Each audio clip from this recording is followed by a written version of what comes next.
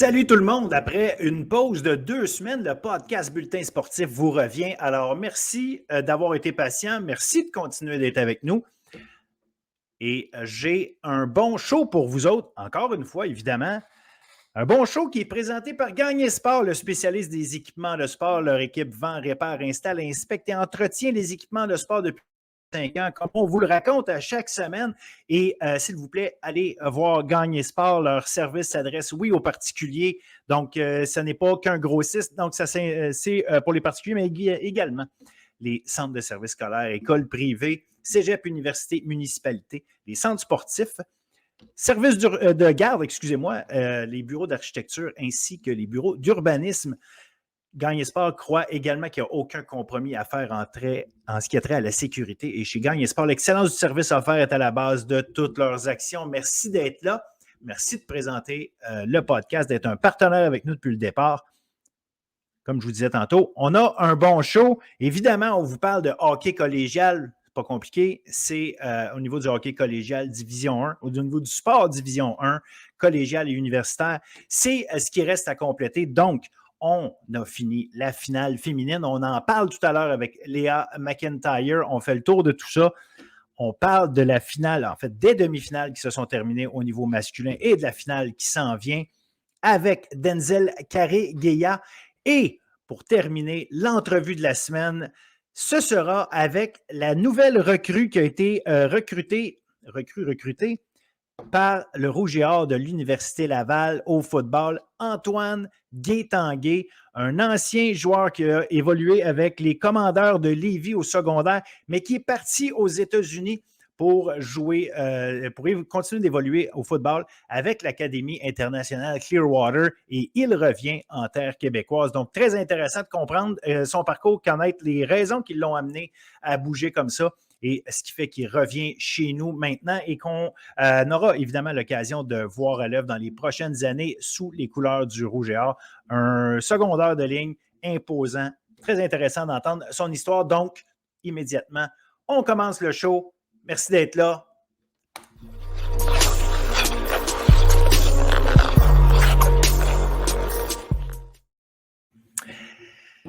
Avec Léa McIntyre pour une dernière fois cette saison. Pourquoi une dernière? Bien, évidemment, c'était la finale, la grande finale en fin de semaine qui s'est terminée en fin de semaine.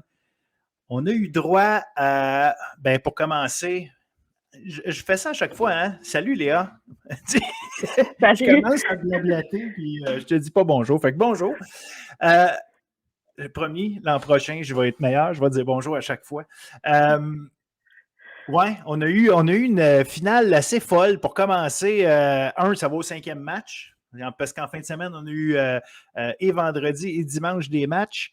Nous, ça fait 2 semaines qu'on ne s'est pas parlé. J'ai pris un petit congé, puis dans le fond, on a laissé pas mal la finale se dérouler. Puis la dernière fois qu'on s'était parlé, ça n'avait pas commencé encore. Et là, ça se finit justement 5e match. Tir de barrage. Et ça, on pourra en jaser. Mais d'abord et avant tout, quelle finale. Puis tu l'avais quand même un peu, comment je pourrais dire, prédit parce que tu avais mis ton vieux 2 sur John Abbott pour gagner celle-là. Fait que, qu'est-ce que tu en as pensé? Comment tu as vu la finale, le match, mais toute la finale au complet? Là, je te laisse aller là-dessus. C'était une finale qui opposait les 2 meilleurs joueurs du circuit, Émilie et Gabriel. Un match qui s'est rendu jusqu'à la fin. 2 matchs qui se terminent dans la série en tir de barrage. On ne pouvait pas demander mieux pour le hockey féminin. C'est tellement des beaux matchs. Là. Si on veut que quelqu'un regarde pour la première fois un match de hockey féminin, moi, je vous invite à regarder ces matchs-là en reprise sur YouTube parce que c'était tellement des bons matchs. 2 belles équipes, 2 équipes qui étaient prêtes à jouer. Vraiment, là, on a été choyés avec la finale. Puis oui, j'avais dit John Abbott, je trouvais qu'il y avait un beau momentum, je trouvais que la victoire était belle. Puis on emmené ça jusqu'à la fin. Là, ils perdaient par 2, il restait 6 minutes au match. Ils remontent ça, vont chercher ça en fusillade. Là, vraiment, félicitations à eux. Vraiment. Félicitations aux Cougars aussi, tellement eu une belle saison. Félicitations à l'équipe de Noémie Marin, une équipe qui est coachée entièrement par des femmes, que ce soit tous les entraîneurs adjoints, préparatrices physiques, coach de gardien de but, tout le monde dans l'organisation est des femmes. Donc, félicitations, vraiment. Deuxième année consécutive. Puis deuxième année consécutive, où ce sont ces deux équipes-là qui s'affrontaient, où c'était les deux meilleures marqueuses. Tu as parlé d'Émilie Lucier et de Gabrielle Santerre. Écoute, le match d'hier était phénoménal parce que on a eu des attaques, contre-attaques, c'était sans arrêt. C'était pas du bisounage dans des coins de patinoire, où est-ce que tu dis, bon, faites des jeux. Il se passait des choses tout le long du match, mais en même temps, ça a été un peu symptomatique de toute la série où est-ce que les Cougars tiraient à peu près 40 fois par match. Parce qu'on parle beaucoup d'Émilie Lucier, de Gabrielle Santerre, et avec raison, c'était les deux grandes vedettes patineuses. Mais Alessia, la gardienne de but, écoute, c'est formidable là, que sa performance pendant cette finale-là. 3 fois sur les 5 matchs, elle a fait 40 arrêts et plus. Il faut lui lever notre chapeau, puis je suis prêt à tout donner là, comme titre qu'on voudra aux deux attaquantes. Là. Mais est-ce qu'Alessia Merola est la MVP de la finale quand on voit ça de même ou il faut quand même donner ça à Émilie Lucier? Puis je dis Émilie parce qu'elle a gagné ultimement. Là, puis oui, elle a marqué plus de buts. Mais Alessia Merola est un facteur majeur de ce championnat-là. Honnêtement, on n'entendait pas vraiment parler de cette joueuse-là avant. Moi, je ne la connais pas du tout. Là. Je ne sais pas, elle en est où dans son processus collégial. Je pense qu'elle est à sa 2e année. Je ne sais pas si elle a commencé à avoir des discussions pour la suite, mais clairement qu'elle vient de se faire un nom là, avec ces séries-là. Elle a été incroyable. Contre Limoilou, contre Lennoxville, vraiment, là, elle a donné tout un spectacle. Elle a permis à John Abbott de rester dans les matchs. Malgré ça, on parlait tantôt d'un retard de 2 buts hier. Elle les a gardés là. Oh, vraiment. Oui. En fusion, elle a été super bonne.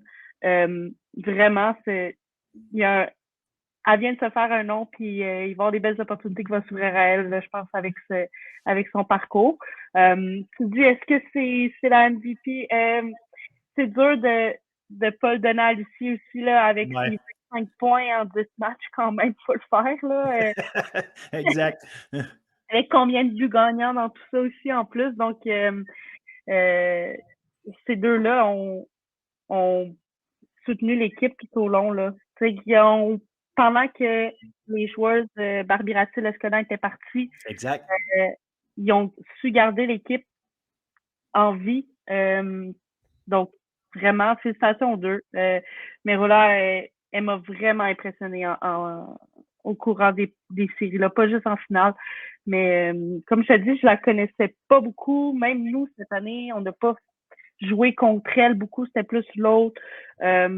Mais ça a été une découverte pour moi là, pendant le parcours. Ah, écoute, l'an passé, elle a joué 2 matchs. C'est sûr qu'elle est arrivée cette année avec presque un statut de recrue, dans le sens, comme tu dis, peu connu.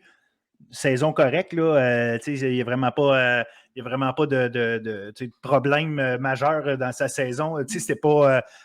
Ça reste quelqu'un qui a joué 14 matchs. Bon, elle a joué pour une bonne équipe, mais ça reste 921 de pourcentage d'arrêt, 1,5 de buts alloués. C'est une très, très, très bonne saison. Mais en éliminatoire, comme je dis, moi, c'est quand tu arrives à ce niveau-là, c'est que tu joues contre les meilleurs tout le temps. Là. C'est qu'à chaque match, tu n'as pas de match où est-ce que tu dis, OK, ça fait 3 matchs de suite que je joue contre des équipes de bas de classement, donc peut-être que j'accumule des statistiques. Et même chose pour Émilie Lucier, là. Elle a ramassé ses points contre les bonnes équipes aussi. Donc, le fait d'être aussi performante à ces moments-là, puis comme je dis, là, à chaque match, le Champlain-Lennoxville tirait énormément. Donc, à un moment donné, ça prend quelqu'un qui fait les arrêts, faut que tu donnes confiance quand même à tes joueuses, parce que quand tu as l'impression que tu reçois beaucoup de tirs, même s'il y a des tirs de loin, il finit toujours sur 40-44 tirs, tu finis par donner des tirs dangereux là, dans le tas, c'est certain. Et à un moment donné, c'est ça, la gardienne est là, elle fait le travail, fait que toi, ça te prend une chance, une opportunité. Puis, si tu arrives à justement concrétiser, ben là, c'est là que tu gagnes en confiance. Puis, dans le dernier match comme ça, le 5e, tu sais, Émilie Lucier, s'en va marquer 2 buts en désavantage numérique au milieu de la deuxième période. Back-à-back, c'est des situations où, normalement, c'est Champlain-Lennox qui devrait prendre du momentum là-dessus. Elles sont en avantage numérique. Et Lucier, dès les débuts de ces avantages numériques-là, s'en va marquer. Malgré tout, fin de deuxième période, Champlain arrive à remonter au score puis sortir même de la deuxième période avec l'avance d'un but, sortent de la deuxième entraque dès le début de la troisième, mettent ça 4-2. Puis le début de la troisième donnait l'impression, OK, ils sont en contrôle parce que Champlain-Lennox ne donnait pas de tu sais, oui, jouait défensivement, était appliqué défensivement. Je ne trouvais pas qu'elle jouait ses talons, elle était appliquée défensivement, tu sais, contrôlait leur match. J'avais vraiment l'impression que là, ben c'est beau, ils sont brûlés. Là, John Abbott a dépensé l'énergie qu'il était capable de dépenser. C'était vraiment l'impression que ça donnait. Jusqu'à ce qu'on ait bang un but, 55 secondes plus tard, un autre but, et voilà, c'est reparti. Et à ce moment-là, on a vu que John Abbott avait le momentum de son bord, mais bon, il a quand même fallu jouer la prolongation. Puis ça, c'est une affaire qui est spéciale, c'est que la prolongation, c'est un 10 minutes à 4 contre 4, puis ça se finit en tir de barrage. Pour la finale provinciale, c'est particulier quand même. Ben, moi, je trouve ça vraiment plate, là. Je comprends qu'on veut que ce soit des matchs qui finissent et que ça, on n'est pas dans la Ligue nationale, qu'on peut faire 2, 3 périodes de prolongation. Mais, faire un 10 minutes à 4 contre 4, peut-être un deuxième 10 minutes à 3 contre 3, il y en aurait un but, là. Je trouve ça plate que ça soit fini comme ça. Puis il y a le match numéro 2 aussi, là, à John Abbott, c'est terminé en fusillade aussi. Mm-hmm. Ça aussi, là, je trouve ça plate. C'est de déterminer des champions sur de l'individuel comme ça. C'est un sport collectif. Là, tu t'en vas dans l'individuel plus au niveau des fusillades. Je trouve que ça enlève un peu de magique. De compter un but à prolongation, c'est tellement un scénario de film. Puis là, je trouve en fusillade, ça enlève ça, mais en même temps, ça reste une victoire pour eux. Puis, il y avait juste à gagner avant s'ils ne voulaient pas que ça se rende là. Ah oui, puis je pense pas que ça enlève quoi que ce soit à qui que ce soit, là, c'est pas ça, mais c'est comme tu dis, tu as raison. On veut voir du hockey, on veut que ça se finisse sur du hockey, pas sur des habiletés individuelles, comme tu dis. Exact. Puis, non, c'est ça. C'est plate, je trouve. Mais en même temps, je comprends pourquoi ils mettent ça, parce qu'ils n'ont pas, ça reste une location de glace, là. C'est probablement qu'il fallait qu'à un moment donné, ils sortent, là. Fait que je peux comprendre, mais non, je trouve ça plate. Je trouve ça, c'est deux équipes tellement belles à avoir joué. Ça a été le fun de les voir pendant les 5 matchs. Puis là, on finit ça en shootout. Je suis comme, c'est un peu plate. Ça aurait été le fun de les voir vraiment compétitionner. Puis comment qu'ils auraient réagi à 4 contre 4, encore peut-être plus longtemps, un 3 contre 3. C'est tellement différent. Dans plein de matchs à 5 contre 5 à 3 contre 3, c'est complètement différent. Donc, comment que les équipes se seraient ajustées avec des joueuses aussi impressionnantes que Lucie et Santerre dans des espaces tellement grands à 3 contre 3, 4 contre 4. Moi, j'aurais aimé ça, là, continuer à avoir ça jusqu'à temps qu'ils marquent. Puis avoir un gagnant comme ça, mais en bout de ligne, ils ont gagné, hein. Fait que qu'ils gagnent en prolongation, en shootout, ils ont gagné. Puis ils ne pourront pas le. J'ai été quand même surpris que ça se rende au tir de barrage parce que moi, à voir comment le match, puis ce match-là, mais les matchs dans les finales, j'ai regardé un petit peu, évidemment, il y a un temps en congé, je n'ai pas regardé chacun des matchs live, mais j'ai regardé un petit peu en fast-forward comment se sont déroulés les autres matchs avant. Puis je trouvais qu'il y avait tellement d'attaques contre-attaques que je me suis dit, bon, à 4 contre 4, on va finir par avoir quelqu'un qui marque. Surtout que c'était pas un match c'était pas un 1, là, c'était 4 à 4. Fait que je me suis dit, OK, il y a des buts là, aujourd'hui. Fait que ça va arriver. Mais non, bon, puis bon, le règlement, c'est une chose, mais ça reste que, comme tu l'as mentionné, il y a probablement une location de patinoire à gérer dans tout ça. Peut-être que la prochaine fois, c'est de penser à louer une heure de plus de patinoire, ne serait-ce que pour les laisser festoyer sur la glace après, si jamais on a du temps, ou de les sortir plus vite, c'est pas grave, mais au moins, ils vont avoir le temps de finir leur match.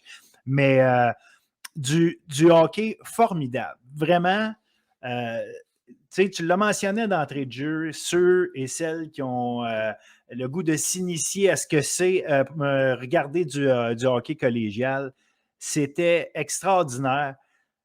Est-ce que tu penses que c'est le hockey collégial ou c'est vraiment, Lucier puis Santerre qui ont aussi beaucoup contribué à ça, dans le sens que si ces deux-là n'étaient pas là, est-ce qu'on aurait eu le même genre de spectacle? Ça reste des joueuses formidables là, qui ont marqué les 2 dernières années du hockey collégial féminin. Je pense que c'est un peu des deux. C'est sûr que ces joueuses-là sont exceptionnelles. Autant une que l'autre. Sont différentes, mais les deux ont le même impact sur leur équipe. Donc ça, c'est sûr que ça aide, mais en même temps, le hockey est de mieux en mieux. Moi, quand je jouais dans le circuit, il y avait 9 équipes. C'était vraiment moins fort. Là, on est rendu à 7. C'est vraiment plus fort. Ça joue du bon hockey. John Abbott ont des joueuses de l'extérieur qui viennent aider. Fait que le niveau, il est vraiment de mieux en mieux. Ça va juste aller encore meilleur. Il va y avoir une relégation sous peu. Donc, le niveau va juste encore augmenter. Toutes les filles qui ont joué cette finale-là, puis qui ont joué avec Lucier pendant 1 an, 2 ans, vont avoir grandi de ça. Je pense à John Abbott, leur groupe de recrues de 14 recrues là, qui ont appris de jouer avec elle pendant 1 an. C'est sûr qu'ils sont meilleurs. Puis cette équipe-là, là, l'année prochaine, dans 2 ans, là, quand ces joueuses-là vont être en pleine maturité, là, j'ai pas hâte de les affronter. Vraiment pas. Mais c'était intéressant parce qu'au début de l'année, avant que la saison commence, à l'automne, j'avais reçu en entrevue Émilie Lucier. Puis on avait jasé de ça, justement. Bon, tu viens de gagner avec une équipe, mais tu sais, les vétérans sont pas mal partis. Ça va être quoi ton rôle? Comment? Puis tu sais, évidemment que elle ne pouvait pas tout deviner, mais tu sentais qu'elle voulait transmettre ce qu'elle avait reçu comme leadership. Parce que son talent sur la glace, c'est une chose, mais son leadership, d'amener la culture, de bien faire les choses qui ultimement t'amènent à avoir une culture gagnante. Mais tu sais, gagner des matchs, c'est une somme d'un paquet d'attitudes, d'un paquet de choses qui sont bien faites, puis elle voulait mettre l'emphase là-dessus. Bon, sûrement qu'elle a bien fait les choses si à la fin, elles ont réussi à gagner. Mais comme tu dis, les filles qui ont joué avec ont probablement appris pas des feintes de plus, pas des coups de patin de plus, mais comment se comporter. Et ça vaut extrêmement cher, pas juste pour les Highlanders de John Abbott, mais pour le hockey féminin, d'avoir des modèles de joueuses comme ça qui évoluent, puis savoir en plus qu'elles vont continuer au Québec, puis que ces mêmes coéquipières-là qu'elles ont là, qu'elles seront peut-être plus coéquipières l'an prochain, mais peut-être dans les prochaines années, vont pouvoir aller les rejoindre dans des équipes universitaires. C'est important, ça. Moi, je pense que c'est la plus belle nouvelle, là, que ces deux joueuses-là restent au Québec. Pour le hockey québécois, c'est la meilleure chose qui a pu arriver. Les deux ils ont eu vraiment une grosse influence sur leurs équipes pour avoir marqué la Ligue. 100 points en 2 saisons, là, faut le faire. Je sais pas si ça s'est vu souvent, mais vraiment, ils vont avoir laissé un bel héritage à leurs équipes d'une et l'autre. Tu sais, John Abbott, là, ça part de leur entraîneur aussi. Là. Ils sont tellement bien coachés avec Noémie Marin que le leadership part de là, vraiment. Là. Tu sais, Dave, je le connais moins, mais Noémie, pour moi, je te l'ai déjà dit, pour moi, c'était l'entraîneur de l'année. D'amener ce groupe-là à ce stade-là, de gagner le championnat, pour moi, c'est incroyable. Puis je pense vraiment que tout le leadership part de là. Justement, parlons-en des Cougars, puis parce qu'on parle de John Abbott, puis l'aspect victorieux, mais pour Gabrielle Santerre, l'équipe menait 2-1, avait une chance de finir le travail vendredi. Bon, John Abbott joue un match sans baveur, gagne 4-1. Là, tu as le match devant tes partisans pour essayer de finir. Tu le sais que l'année d'avant, ça finit à 1 but au dernier match. Il y a 1 but de différence au dernier match. Là, tu le sais que, c'est un petit quelque chose d'encore plus. Tu dis, moi, je veux finir en gagnant. Je n'ai pas gagné. Moi, Émilie, l'autre bord, elle l'a gagné. C'est à mon tour. Je ne sais pas si elle voit les deux, cette rivalité-là, à ce point-là personnel, mais il y a quand même l'idée de vouloir gagner, nonobstant ça. Puis de finir avec, à chaque fois, passer si proche, puis là, tu finis ta carrière collégiale sans avoir réussi à mettre la touche finale. Et ça aurait été un premier championnat, justement, pour Champlain-Lennoxville. À quel point ça peut faire mal à une fille comme ça où, bon, tu sais, elle passe à la prochaine étape puis elle va être capable de passer par-dessus facilement, ou si c'est, comme je te dis, quelque chose qui va l'avoir marqué, d'après toi, dans son parcours? C'est sûr que c'est une déception pour elle, là, c'est sûr. Mais connaissant la personne, ça va être une motivation d'être encore meilleure. Tu sais, de l'avoir échappé l'année passée, de l'avoir échappé cette année, c'est sûr qu'elle va vouloir aller chercher ce championnat-là, que ce soit au niveau universitaire, puis elle va travailler encore plus fort pour, pour y arriver. Je suis pas inquiète. C'est sûr que moi, Lennoxville, je trouve que ça fait quelques années là, qu'ils ont un beau programme, ils ont des belles équipes année après année. Je suis déçue pour eux qu'ils n'aient pas réussi à gagner ni l'année passée, ni cette année, parce que pour moi, c'est vraiment une belle équipe. Par contre, c'est pas parce que Gabriel s'en va que c'est la fin pour eux. Là. Ils ont eu un bon recrutement, ils ont un bon corps. Tu sais, oui, ils perdent des gros morceaux, mais ils ont un bon corps qui reste aussi. Ils vont être dangereux l'année prochaine aussi. Là. C'est en gagnant le championnat de saison cette année, ils bâtissent une belle culture. Les joueurs veulent aller jouer à Lennoxville aussi. Fait que ça aide dans leur recrutement. Ça va falloir les regarder de près, eux autres aussi, là, dans les prochaines années, parce qu'ils ont bâti quelque chose de solide, là, même un peu avant l'arrivée de Gabriel, mais surtout avec l'arrivée de Gabriel, là, ils ont vraiment un beau programme. C'est très solide là-bas. Là. Puis quand tu as un programme comme vous autres, mettons les Blues de Dawson, puis je pourrais nommer évidemment, Édouard Montpetit, Saint-Laurent, les autres équipes qui regardent ça, qui regardent John Abbott, qui regardent Champlain-Lennoxville, qu'est-ce que vous pouvez tirer de loin, parce qu'évidemment, vous n'êtes pas dans le vestiaire, vous ne voyez pas leur plan de match, leur plan d'entraînement, ces choses-là, chacun fait ses affaires.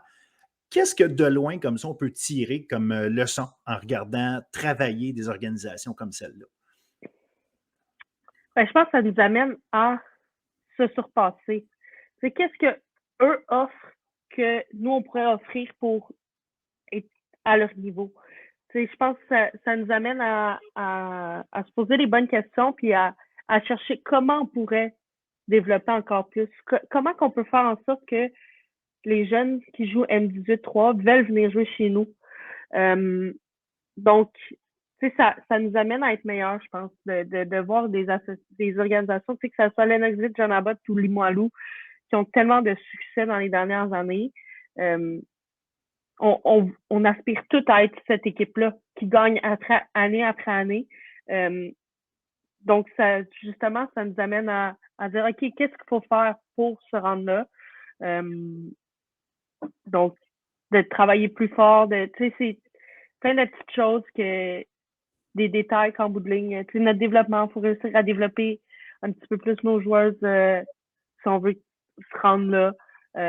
Notre recrutement, il faut trouver le moyen d'aller chercher les meilleurs joueurs pour justement continuer à développer nos joueurs puis se rendre là. Ben, on va vous le souhaiter. Parce que, en tout cas, les filles avaient l'air d'avoir du fun, mais bon, regarde, on a tous déjà gagné quelque chose un jour de notre vie, une fois, ne serait-ce que ce soit un match ou une game de n'importe quoi. On sait à quel point c'est plaisant, donc évidemment, on veut répéter ça.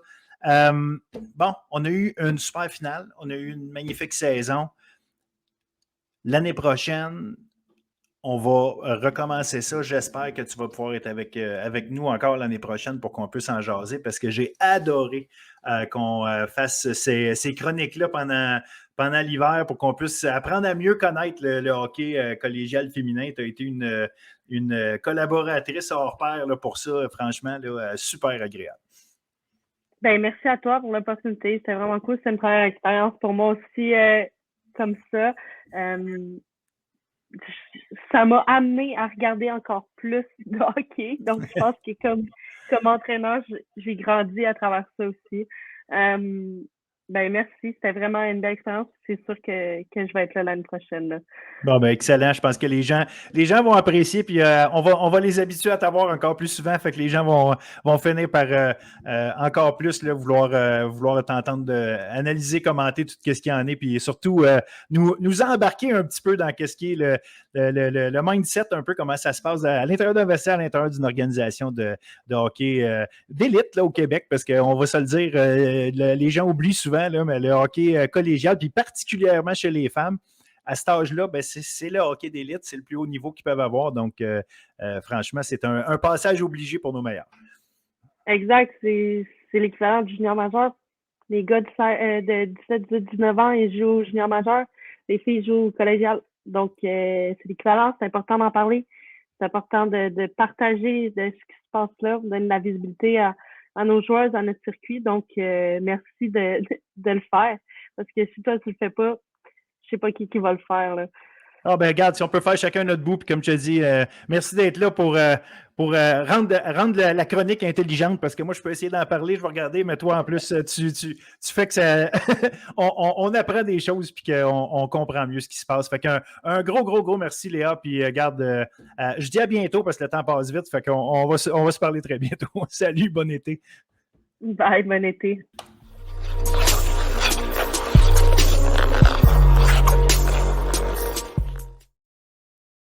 Avec Denzel Carré-Gaillard pour parler de hockey collégial masculin. Salut Denzel, comment ça va?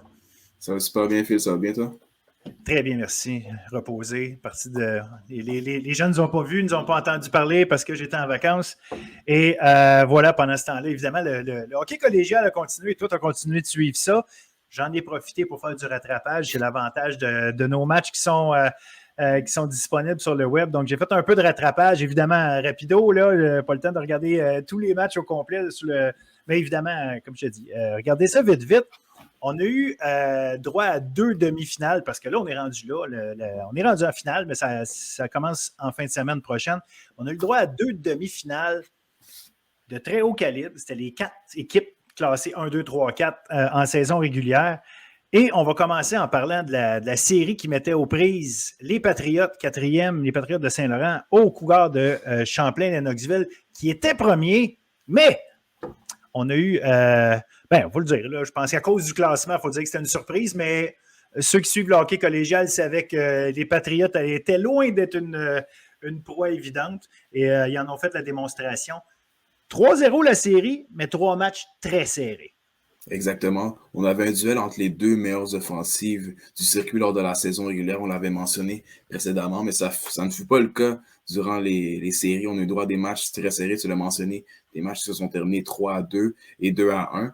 Mais qu'est-ce qui est le plus étonnant, c'est qu'on est en mesure de restreindre l'offensive de Lennoxville à seulement 4 buts. Lors de la saison régulière, ils inscrivaient en moyenne 4,33 buts par match. Puis là, seulement être en mesure de marquer 4 buts, c'est vraiment étonnant. Puis c'est potentiellement l'une des premières surprises dans cette saison des séries éliminatoires, parce qu'on a vu Neve Gascon franchement être phénoménal devant son filet. 121 tirs de la part de Lennoxville, seulement cédé à 4 reprises, un taux d'efficacité de 965, une moyenne de buts alloués de 1,33. C'est vraiment incroyable le travail qu'elle a effectué devant son filet.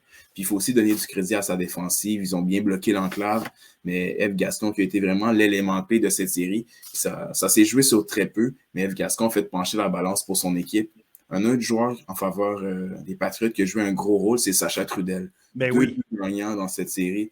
Il a connu quand même une excellente saison régulière. C'est une recrue, 24 points en 32 parties, mais on l'a vu prendre vraiment son aise, déranger l'adversaire. Ça a vraiment été une peste.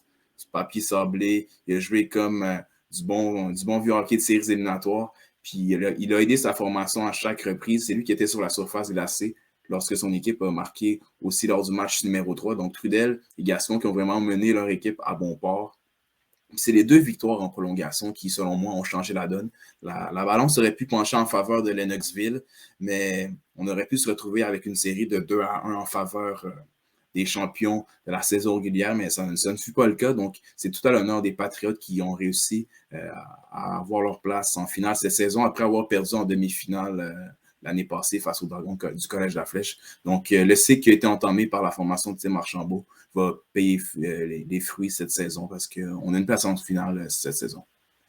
On a une place en finale bien méritée. Puis des fois, on se rend compte à quel point les détails ont un impact en éliminatoire parce qu'à cause de l'enjeu, veut pas. Et quand tu as des matchs serrés comme ça, on en avait parlé il y a quelques semaines de l'importance d'Ève Gascon, s'assurer qu'elle soit à son mieux parce qu'effectivement, l'offensive des Cougars allait la tester. Mais en même temps, on savait que les Patriotes contre Champlain, ça allait probablement être un affrontement avec beaucoup de buts. Finalement, on n'a pas eu ça. Ça ne veut pas dire qu'il n'y a pas eu de chance de marquer. Puis ces détails-là, c'est justement d'avoir Ève Gascon à son plus haut niveau. Ben, des fois c'est ce qui fait la différence, puis c'est ce qui est arrivé là. Écoute, quand tu l'as mentionné, là, 121 tirs en 3 matchs, moins de 40 tirs par match, puis elle accorde à peine plus qu'un but par rencontre. Tu sais, veut pas, à un moment donné, c'est pas un match qu'elle a volé, là. On parle de constance dans l'excellence, puis ça, tu arrives en finale avec ce momentum-là, cette confiance-là que tu as bâtie.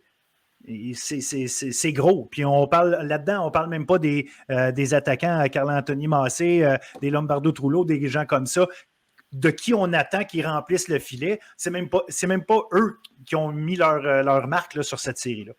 Exactement. C'est fou que les meilleurs joueurs des Patriotes à l'offensive n'ont pas vraiment été ceux qu'on s'attendait. Trudel sort un peu de nulle part. C'est une recrue. Il provient du Rousseau Royal. Il avait quand même été excellent la saison passée avec son équipe. Il avait su être en mesure, encore une fois, de lever son jeu d'un cran en séries éliminatoires.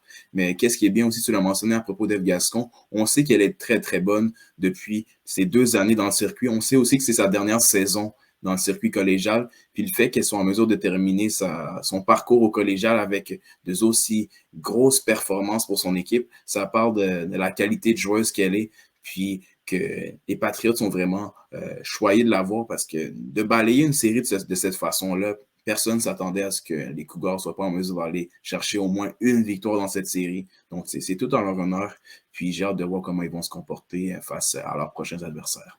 Et là, on y va justement parce que, oui, Gascon finit en force, mais ce n'est pas fini encore. Il reste du gros hockey à jouer. Et justement, on va affronter une équipe, les Janois d'Alma, qui viennent de battre en 5 matchs. Ça a tout pris là, pour aller finir par éliminer les Filons de Thetford, qui eux-mêmes en étaient à leur 2e série de suite, qui allait à la limite. Donc, des équipes habituées, disons-le, à jouer avec la pression de devoir gagner.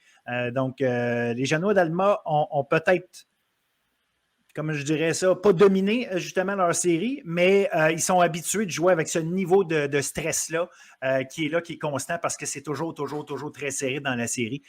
Donc, ça va être intéressant de voir ce qu'Alma va être capable d'apporter de différent par rapport aux Cougars contre les Patriotes.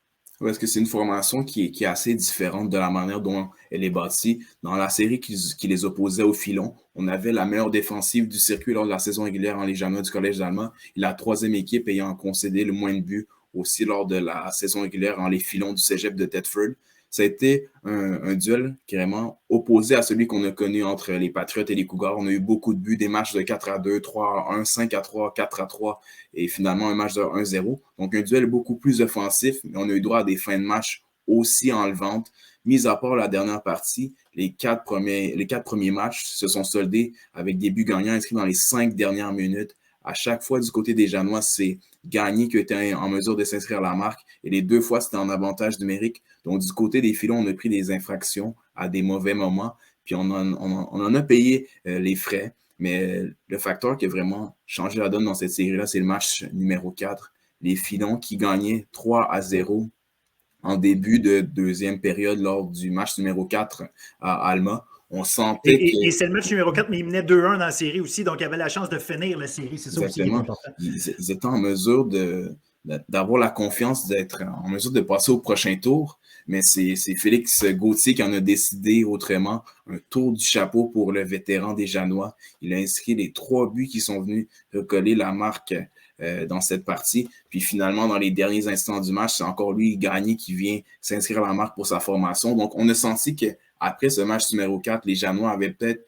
le momentum, si je peux dire, de cette façon-là. Donc, il s'amenait dans un match numéro 5 à Thetford avec beaucoup de rythme et ça a vraiment changé la donne, la prestation de Félix Gauthier parce qu'encore là, ça a été le joueur le plus important de sa formation.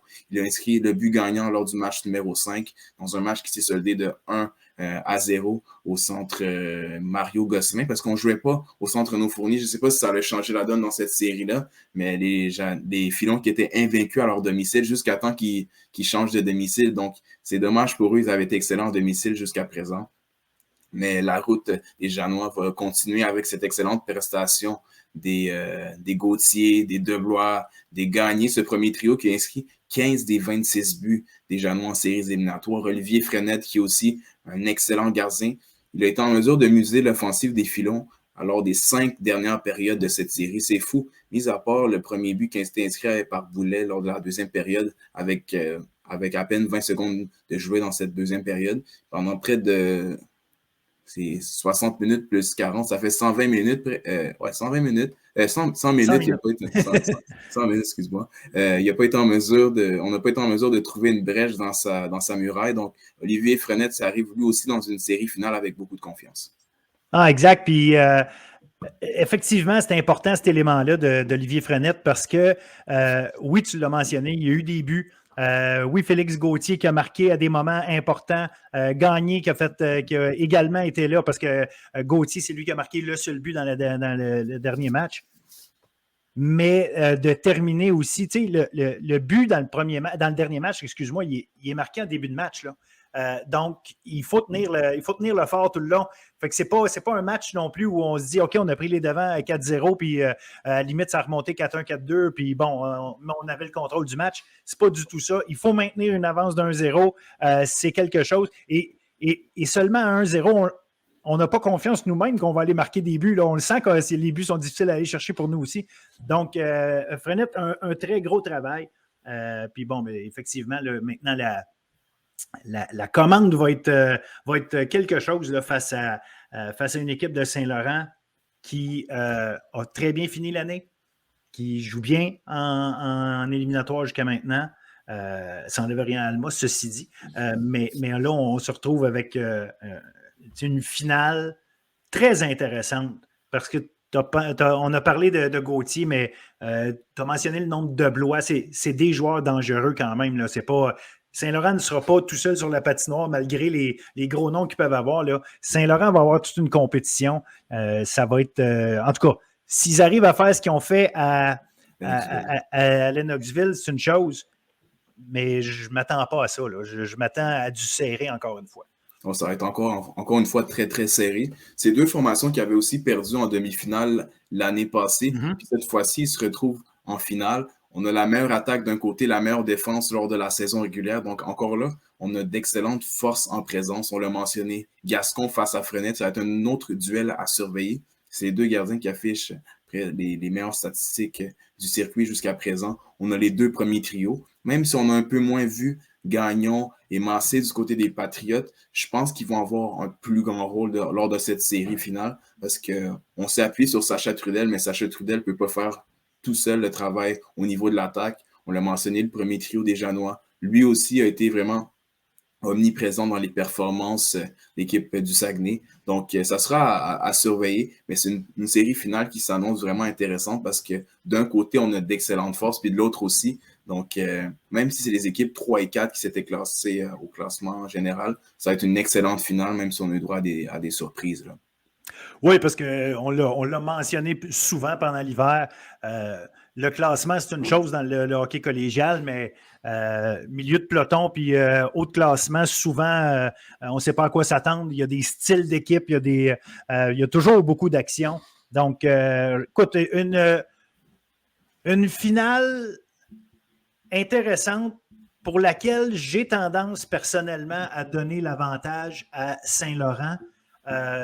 Je ne sais pas. J'ai l'impression qu'ils ont un momentum depuis longtemps. J'ai l'impression qu'ils sont arrivés quand Lombardo Trullo est revenu avec l'équipe. Pas que lui a changé les choses, mais j'ai eu l'impression qu'on venait rajouter l'élément.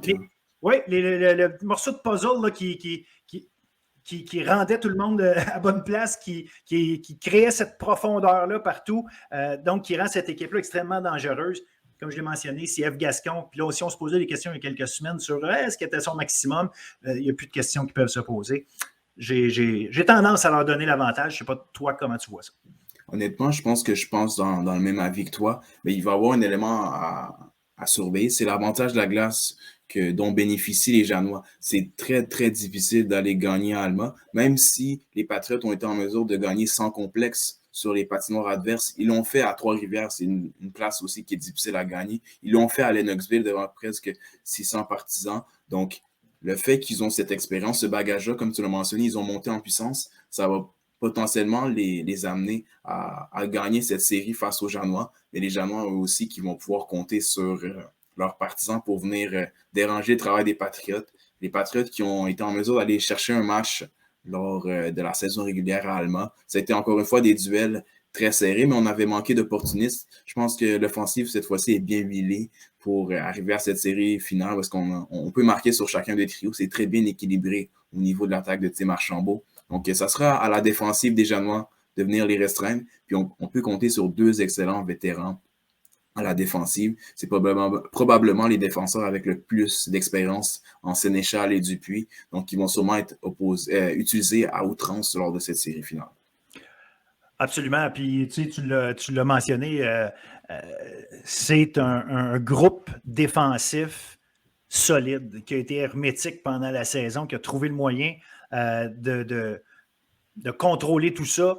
Puis oui, ils ont accordé des buts à Thetford, mais il ne faut pas oublier que Thetford, avec Saint-Laurent, était probablement l'équipe la plus dangereuse au niveau offensif, là, en tout cas, puis qu'en plus, ils étaient sur un momentum avec ce qu'ils avaient fait à la ronde précédente. Donc, ce n'est pas des équipes faciles à contenir. Puis on le sait, là, quand on joue un match, c'est une chose. Quand on joue une série, à un moment donné, il y a des petits trucs ici et là. On est beaucoup dans l'ajustement. L'équipe adverse aussi arrive à s'ajuster, commence à comprendre des tendances, même si l'équipe est bonne. À un moment donné, on finit par essayer d'exploiter des choses. Donc, ça va être intéressant de voir là, à quel point la défensive d'Alma va être capable de se regrouper, puis de donner un maximum d'opposition justement aux attaquants de Saint-Laurent. Puis, il faut se le dire, si on arrive à tirer aussi souvent que Champlain a réussi à le faire, ce qui n'est pas donné, mais si on arrive à tirer aussi souvent, les probabilités sont que ça se peut qu'on compte plus de buts que dans l'autre série, ce qui est arrivé. Mais il faut quand même s'approcher du but d'Ève Gascon encore davantage. Un gars comme Gauthier, un gars comme Deblois sont capables de le faire, sont capables de s'approcher du filet adverse, puis aller là où ça fait mal des fois, mais pour aller marquer ses buts. Exactement. Surtout qu'ils ont été en mesure de le faire aussi en avantage numérique. Lennoxville qui a été vraiment muselé sur l'avantage numérique lorsqu'ils ont eu l'occasion de l'employer. Mais les Janois qui sont vraiment en feu sur les unités spéciales, ils ont une excellente première vague avec leur premier trio qui fait beaucoup de ravages. Donc, F. Gascon va vraiment être testé et on verra si c'est le volume qui va vraiment changer la donne ou bien la qualité des tirs des Janois. Mais il y avait peut-être un point d'interrogation au niveau du gardien des Janois. Est-ce qu'ils étaient vraiment en mesure d'amener leur équipe à ce championnat? Je pense qu'ils l'ont prouvé jusqu'à présent. On a même utilisé la pointe à 2 reprises, mais c'est Frenette qui semble être l'homme de confiance en ce moment. Donc, ça sera aux Patriotes de le tester aussi, parce qu'on a été en mesure de le faire du côté des Filons lors du match numéro 5, mais on ne sentait pas que les Filons avaient la même hargne devant le filet. On sait que les Patriotes sont capables de se mettre où est-ce que ça paye dans la zone payante. Donc, ça sera un autre beau duel à surveiller. Puis, j'ai hâte de voir qu'est-ce que cela nous réserve. On va avoir nonobstant le nombre de buts, on va avoir un spectacle parce que le hockey collégial nous en donne, ça patine, ça frappe. Des attaques, là, on se relance. Les attaques se relancent rapidement. Là, on n'est pas dans le mode de trappe, là, même si les Génois jouent une bonne défensive. Là, on n'est pas dans des modes de défense ultra plate, là, si on peut appeler ça comme ça. Donc, on devrait avoir du bon jeu avec de la belle relance. Puis dans ce temps-là, c'est toujours intéressant à suivre. Fait que les gens devraient en avoir pour leur argent, aucun doute là-dessus. 100%. Puis, on n'enlève jamais le niveau physique aussi auquel on a eu droit dans ces deux séries. On ne l'a pas mentionné jusqu'à présent, mais ça a été des séries très physiques dans la limite de la légalité sans coup sournois, honnêtement. Donc, je m'attends aussi à ce facteur lors de la série finale. Reste à voir si ce sera l'avantage des Patriotes ou des Janois. Les Patriotes qui sont vraiment fait tasser par les Cougars, mais ils ont été en mesure de se retrouver en finale. Ça sera aux Janois aussi de les déranger parce qu'ils sont aussi bien bâtis, ces deux équipes avec de beaux physiques à exploiter. Puis ça met la table à une excellente finale. Excellent, on regarde ça. Ça commence vendredi 28 avril à 20h. Au Centre sportif Mario Tremblay pour le premier match. Les Patriotes du Cégep de Saint-Laurent contre les Janois du Collège d'Alma pour le premier match de cette grande finale à suivre. On se reparle de tout ça, Denzel. La semaine prochaine, on va avoir eu 2 matchs sous la dent. Donc, vendredi, puis le deuxième dimanche, c'est à Saint-Laurent cette fois-là. Donc, dimanche à 15h, pour le mentionner. Évidemment, si vous ne pouvez pas être là, je réitère que c'est accessible via rsq.direct. Vous pouvez aller voir les matchs sur le web. Et ça vous donne une idée de ce que ça a l'air pour ceux qui veulent juste s'initier à la chose. Merci beaucoup. À la semaine prochaine, Denzel. À la semaine prochaine, toujours un plaisir. Salut.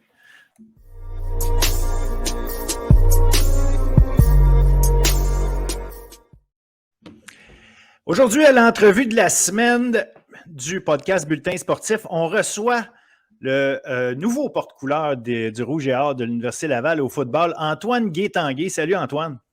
Salut Phil, comment ça va? Ça va très bien, merci. Merci, de recevoir, en fait, d'accepter de recevoir cette invitation et d'être avec nous. Toi, tu vas bien? Ça va bien, oui, merci. Merci de m'avoir invité ici.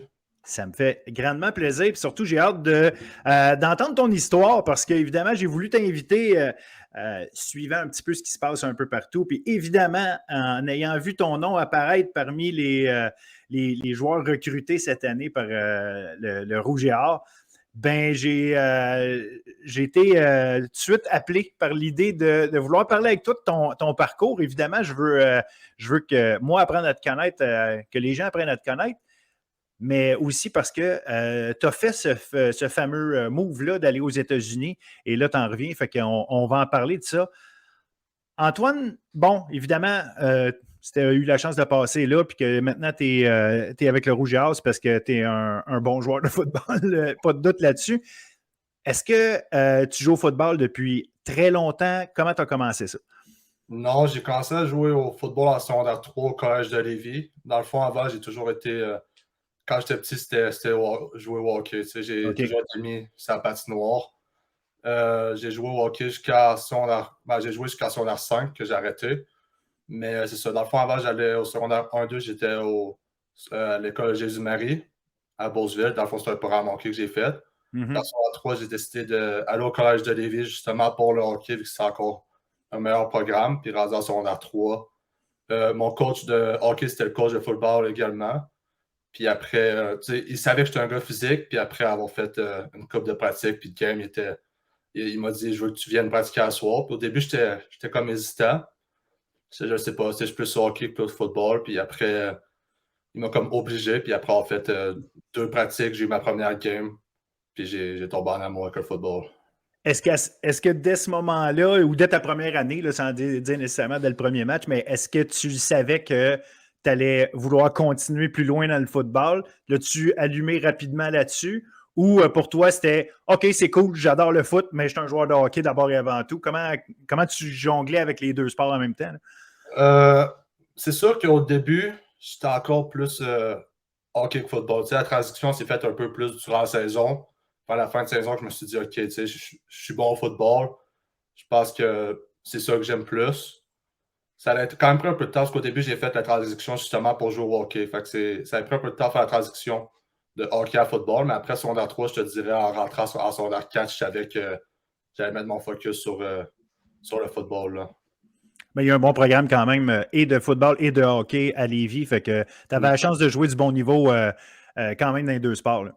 Oui, puis c'est ça. Dans le fond, j'étais inscrit dans le programme hockey également. Fait que il avait mis la priorité sur le hockey avant le football. OK. J'ai jamais manqué de game ou rien à cause du football et le hockey. OK, fait que tu arrivais à faire les deux en masse. Puis là, bon, évidemment, tu finis ton secondaire Collège de Lévis. Tu as fini ton secondaire 5 là-bas ou tu es parti avant? J'ai fini mon secondaire 5 au Collège de Lévis. J'avais eu l'option de partir au milieu de l'année, mais pour moi, c'était comme essentiel que je finisse de finir mon secondaire 5 et d'avoir mon diplôme avant de partir. Oui. Comment t'es venue l'idée d'aller aux États-Unis? On comprend beaucoup la NCAA parce que c'est mis dans notre télévision toutes les semaines. On le voit ça. On le voit, on le sait que c'est le chemin pour aller à la NFL, puis ça passe par la NCAA.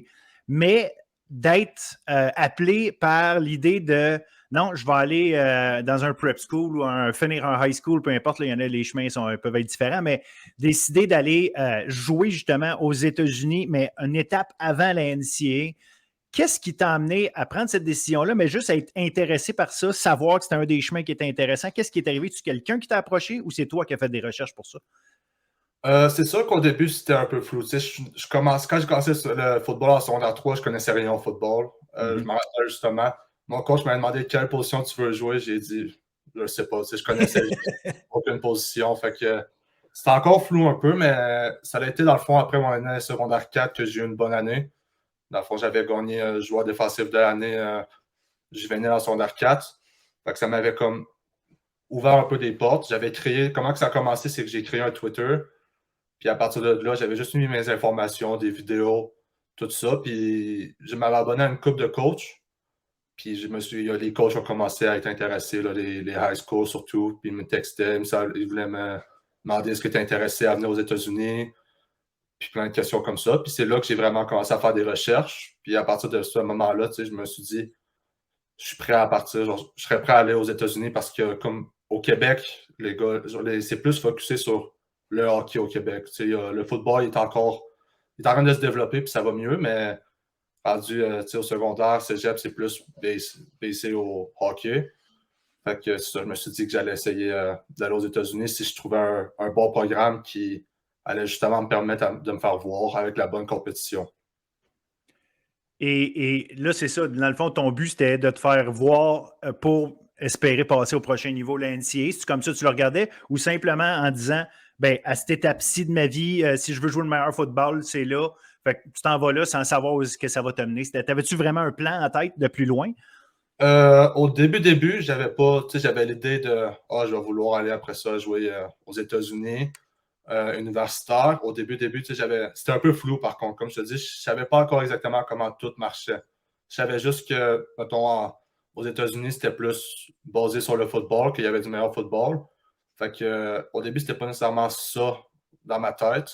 C'était je m'en vais là-bas, on va voir ce qui arrive. Mais après ça, une fois que tu arrives là-bas, tu t'adaptes puis tu comprends la game plus genre que tu t'en vas là pour justement aller après ça universitaire aux États-Unis. Fait que c'est sûr que c'était une bonne partie de la décision, oui. OK. Puis quand tu as fait tes démarches là, pour justement aller aux États, puis ultimement choisir d'aller à l'Académie Clearwater, qu'est-ce qui a amené ton choix justement? Est-ce que c'est des coachs de là-bas qui ont fait un bon pitch de vente? Est-ce que tu as parlé à des gens ici qui t'ont suggéré d'aller là? Comment ce choix-là, tu as choisi de le faire? Puis tes parents, est-ce qu'ils étaient impliqués justement dans cette décision-là?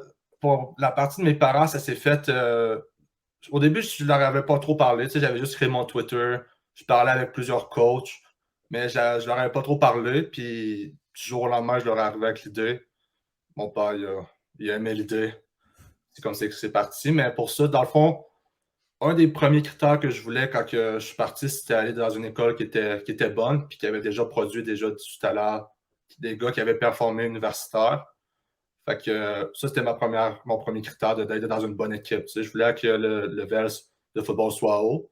Après ça, je voulais, comme Clearwater Academy, ce que j'ai aimé le plus quand justement j'ai fait la transition, ce qui m'a décidé à choisir, c'est que plusieurs joueurs, comme 3 quarts de l'équipe, c'est des gars du Canada qui viennent de partir du Canada. Eux autres, comment ils recrutent les joueurs, c'est qu'ils vont recruter comme les meilleurs joueurs un peu partout au Canada, puis aux États-Unis aussi. Puis c'est ça, c'est pour ça que c'était international, justement. Fait que ça a été comme un des gros aspects qui m'ont décidé à choisir. C'est sûr qu'il y avait Dylan Jetté qui avait été là l'année d'avant. Puis c'est ça. Dans le fond, Dylan, j'avais jamais vraiment parlé. J'avais joué au football contre.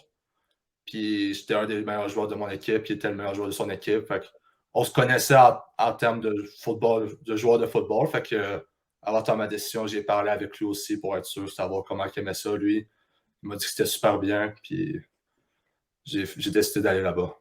Puis tu as côtoyé d'autres, comme tu dis, là, plusieurs Canadiens, des Québécois, Edwin Tarakolengue. Je ne sais pas si tu as joué en même temps que lui là-bas, mais il a passé un an, je pense, à Clearwater. Il y a Merton Théagène qui a passé un an là. Fait que je ne sais pas si tu as eu la chance de jouer avec eux. Ouais, j'ai joué avec Merton. Quand je suis arrivé là-bas, lui, c'était sa dernière année. Il est allé faire 1 an et demi. Fait que quand je suis arrivé, on a eu une saison ensemble. Edwin il est parti justement juste avant que j'arrive. OK. Fait que j'ai pas eu la chance de jouer avec, mais c'est ça, j'ai joué avec Merton, qui était running back. Très bon joueur. Contre qui tu risques de jouer éventuellement parce qu'il est avec les Carabins maintenant. Fait que... ouais, je vais bien jouer contre lui. Excellent. Qu'est-ce que tu as retiré le plus de cette expérience-là aux États-Unis? Est-ce que tu as senti justement qu'en termes de joueur de football, tu as grandi énormément, de vivre justement probablement la première fois, en tout cas à long terme, en dehors de ta famille? Qu'est-ce que tu as retiré le plus justement de toute cette expérience-là qui est quand même spéciale? C'est sûr que ça t'aide à être plus mature en termes d'un joueur, mais aussi en termes de personne, comme tu as dit, être loin de la famille. C'est sûr que moi, depuis secondaire 2, j'étais comme en host family, là, en famille. Okay. Parce que dans le fond, j'habite dans un petit village qui est vraiment loin. Où que je suis, il n'y a pas de sport vraiment. Là. Fait que quand j'allais à Jésus-Marie en secondaire 2, j'habitais chez mon coach durant la semaine. OK. Secondaire 3, justement, j'étais chez une famille qui avait un joueur de hockey. J'ai fait secondaire 3, 4, 5 aussi avec cette famille-là. Fait que c'était une moins grosse adaptation de partir. Parce que ça faisait déjà longtemps que j'étais parti, mais c'est ça. C'est sûr que tu apprends beaucoup. Le football là-bas, la vitesse, c'est la plus grosse ajustement, je te dirais. Le jeu est rapide. Les gars, ben, c'est des athlètes aussi, tout le monde. Mais la vitesse, surtout contre les équipes que tu joues de la Floride, les gars sont vraiment rapides. Là. Tu sais, eux autres, depuis qu'ils sont petits, ils jouent au football, puis ça paraît. Tu as de la bonne adversité. Puis, je vais revenir un petit peu justement à ce bout de parcours-là, du fait depuis secondaire 2. J'imagine aussi ça a facilité le fait que ton père soit open à l'idée que tu partes en Floride, sachant que de toute façon, c'est pas comme si vous étiez, tu habitais chez eux tout le temps. Fait qu'ils étaient déjà aussi, eux autres, habitués à ce que tu sois ailleurs. Ouais, exactement, c'est ça. Depuis secondaire 2, parce que, comme j'ai dit, j'habitais dans un petit village qui est à côté. J'aurais pas pu faire de sport. Il n'y avait pas de sport du tout, là. Fait que tu n'avais pas le choix si tu voulais en faire régulièrement. De toute façon, OK. Fait que c'était un peu dans la tête, là. Tu avais, mettons, le hockey public, les ligues comme ça, mais tu n'avais rien de pouvoir te concentrer sur un sport. Tu n'avais rien de bien comme ça. Fait que, c'est ça, secondaire 1, j'étais à l'école Jésus-Marie, secondaire 2 aussi, mais secondaire 2, j'habitais chez mon coach, qui avait également un joueur. C'est sûr que le plus compliqué, c'était pour ma mère. T'sais, mon père, lui, il veut que je continue à jouer au sport aussi, puis tout, c'est un peu plus facile. Mais pour ma mère, quand j'étais en secondaire 2, c'était difficile de me voir partir. C'est jeune à 13 ans. Là. Non, c'est jeune, mais en même temps, c'était le mieux. Sinon, je faisais 1h15 d'autobus le matin, 1h15, 1h30 le soir. Ça n'avait pas d'allure. Après ça, quand j'étais rendu à Lévis, j'habite à 1h20 de Lévis d'auto. Fait qu'en autobus, tu n'avais même pas le trajet d'autobus. Là. Non, c'est ça. Fait que c'est sûr que quand je suis parti en Floride, ma mère, ça faisait un petit de quoi que je parte. Parce que là, c'était pas juste 1h30 d'auto. Là, c'était des heures d'avion. Est-ce qu'ils sont venus te voir, tes parents, jouer en Floride? Ouais, ils sont venus. Ils sont venus une couple de fois. Des fois, c'était ma mère qui venait avec mon père. Des fois, c'était ma mère avec mes soeurs. Des fois, c'était mon père qui venait. C'était le fun. Ils sont venus cette année, je pense qu'ils sont venus à 2 games. Ils sont montés à 3 reprises cette année. Ils sont montés environ 5-6 fois là, depuis 1 an et demi. Puis, J'imagine que, justement, que très jeune, tu sais, ça a été ouvert à l'idée de, OK, si tu veux faire du bon sport, tu sais, ça se peut que tu sois obligé de quitter.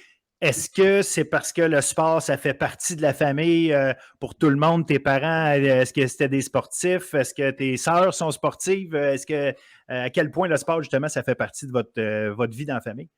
Je dirais que c'est mix un peu. Tu sais, moi, je suis vraiment le premier qui a vraiment poussé les affaires dans le sport, mais j'ai ma soeur qui était. Ben, mes deux sœurs, j'en ai trois sœurs, il y en a deux qui étaient vraiment bonnes au volleyball. Il y en a une qui avait la possibilité justement d'aller jouer l'université au volleyball à l'université, qui ne l'a pas fait finalement. Ma mère est sportive aussi, tu sais, elle aime beaucoup courir. C'est elle qui m'a apporté dans le gym quand j'étais tout petit, elle m'a apporté dans le gym avec elle. Tu sais, ma mère a vraiment été sportive. Mon père, c'était un joueur de hockey aussi. Fait que c'est sûr que le sport a toujours été dans la famille, oui. Et là, tu reviens au Québec, à Québec, donc plus des heures d'avion de la famille, de un. Qu'est-ce qui t'a donné t'a amené à prendre la décision de revenir? Parce que j'imagine qu'en étant aux États-Unis, en ayant des coéquipiers avec toi aussi qui se font assurément recruter pour jouer dans diverses universités, est-ce que le premier réflexe c'était de te dire faut que je me trouve une place dans la NCAA, c'est ça que je veux faire? Comment ça a pesé dans la balance? Comment ça s'est passé tout ça? C'est sûr qu'au début, mon objectif, c'était aller dans la NCAA, mais à partir d'un moment, tu te rends compte, tu peux pas aller n'importe où aussi. Fait que les options que j'avais rien que j'aimais vraiment. Tu sais, j'avais des scholarships à quelques places, comme mettons dans la Division 2, j'en avais. Dans la Division 1, j'en avais des partiels aussi.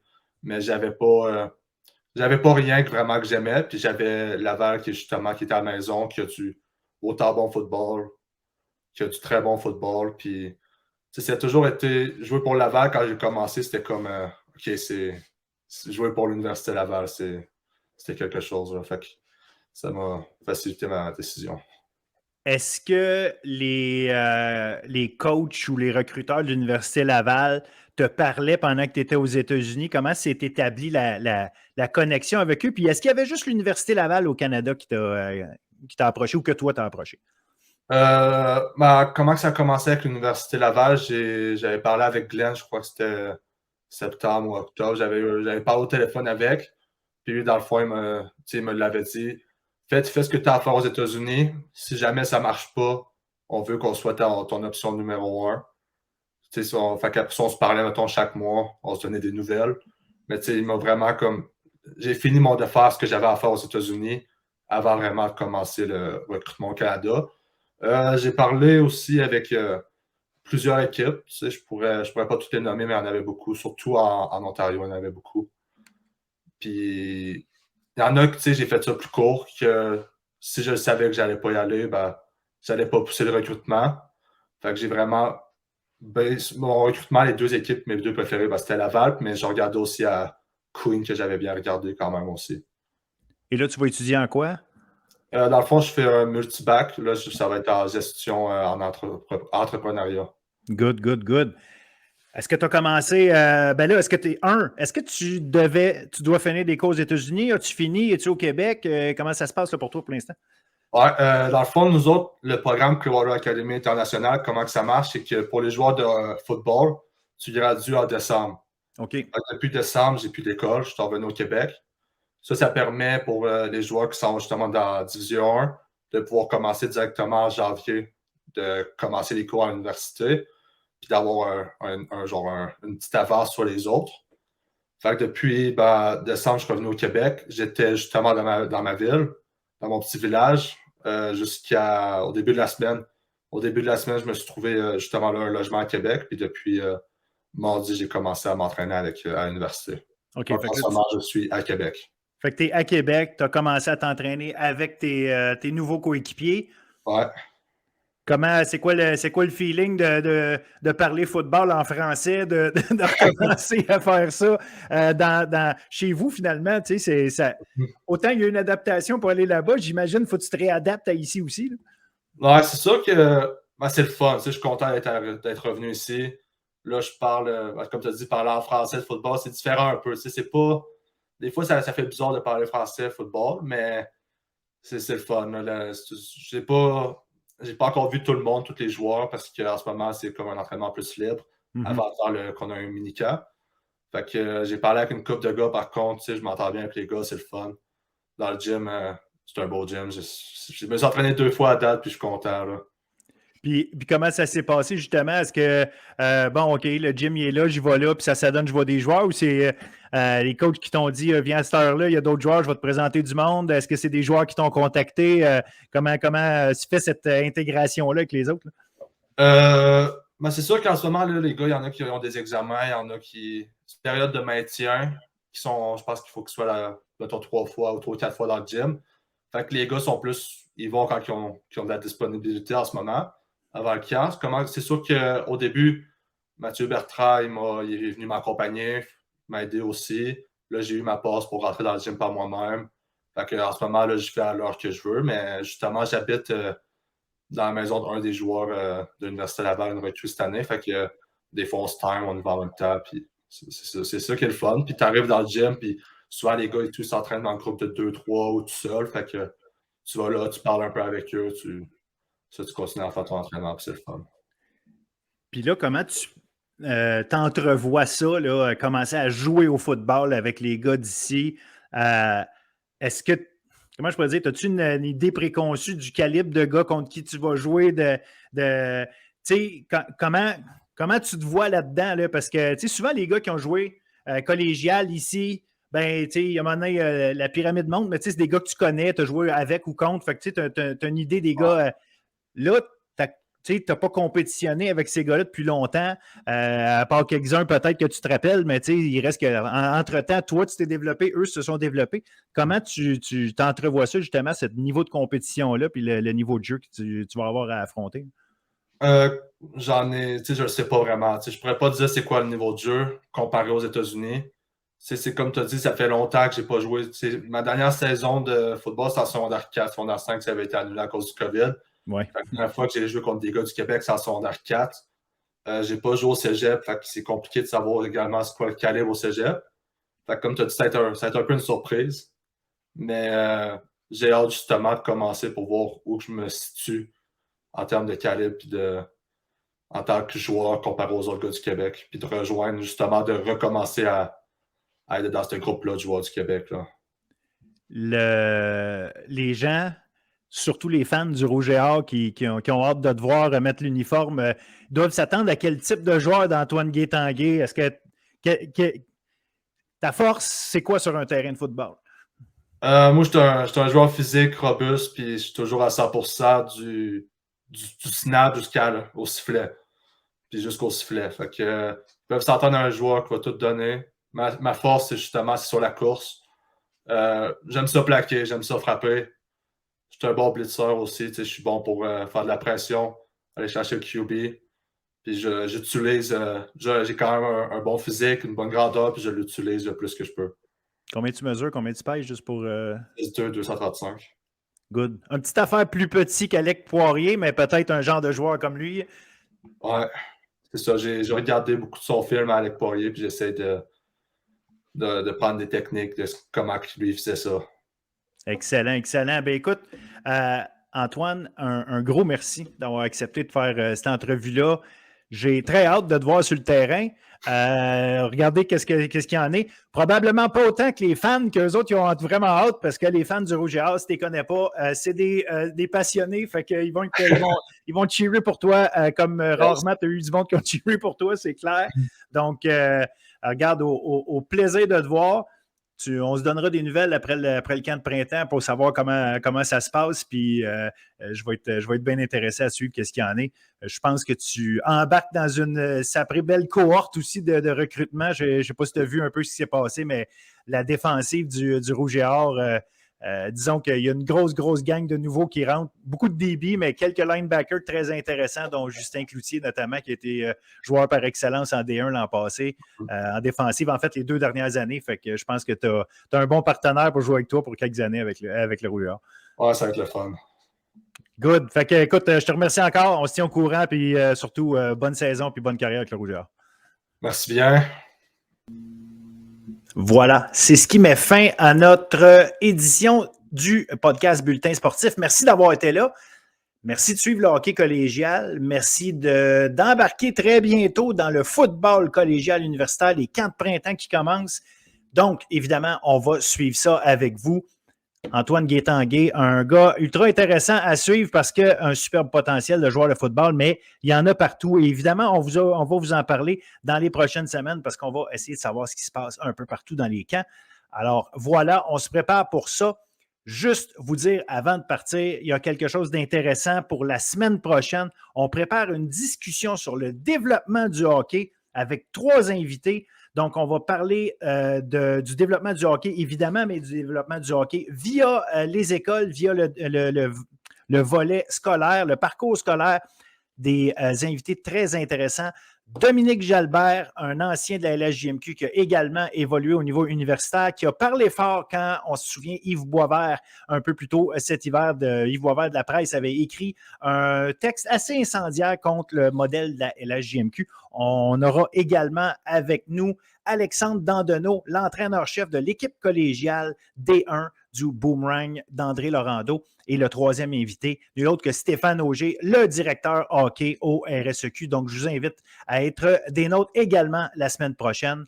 Sur ce, bonne semaine, bon hockey collégial et bon sport à vous. Merci.